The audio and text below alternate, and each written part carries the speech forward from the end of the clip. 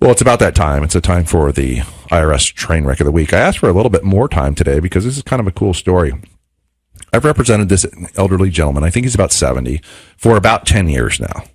And that's 10 years. That's not really a good thing. Okay. I love the guy to death. Over 10 years, you kind of grow attached to people, even if they don't always follow your advice. Was he one of your people that did not cooperate in the beginning and supply all his stuff? No, he's actually been horrible at cooperation all the way along the line. Which is why it took 10 years. But he's a real personable guy. So, and in most of those 10 years, he didn't pay his taxes.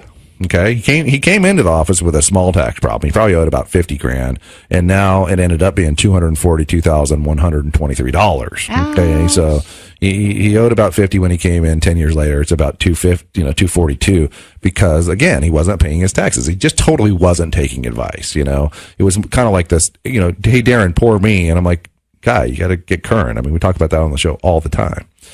So, finally, you were listening to the show. What happened? So I finally got him into compliance. It took like the better part of 8 or 9 years to get him into compliance. We got him making estimated tax payments and stuff like this. This is countless meetings with this gentleman. Okay, countless. And it might be easier just to hire a bookkeeper for him, Darrin. And I never gave up on him. So we got him current, and then we filed an offer and compromise. Okay, and remember, an offer and compromise is calculated by it's a relatively simple math equation, and it's pertinent to this discussion here. Okay, so what you do is you take your monthly disposable income, multiply that by 12, add in the value of your assets, and that equals the amount of your offer. So I'll give you an example.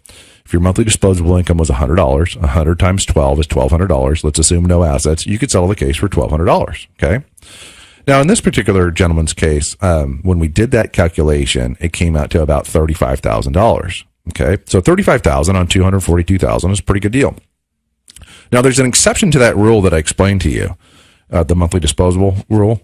And that exception is if there's enough time left on the statute of limitations, and your monthly disposable income is sufficient to full pay within the life of that statute, then the IRS doesn't give you a deal. They just want their money. Okay. And so this is what happened. And it's been happening a lot lately is, when the offer specialist wrote back to me after she started working on it, she goes, nope, this is a full pay. She's like, because of that exception, it's sufficient to full pay over the life of the statute. He had assets? Is that what it was? No, it was just he had arguably had enough monthly disposable income to pay. Okay. And so I'm looking at her tables, I'm looking at her work, and I did something I don't do a lot. I just basically appealed to her. I'm like, look, this has taken me 8 or 9 years to get this guy current. He's 70 years old. I have finally got him on the right track.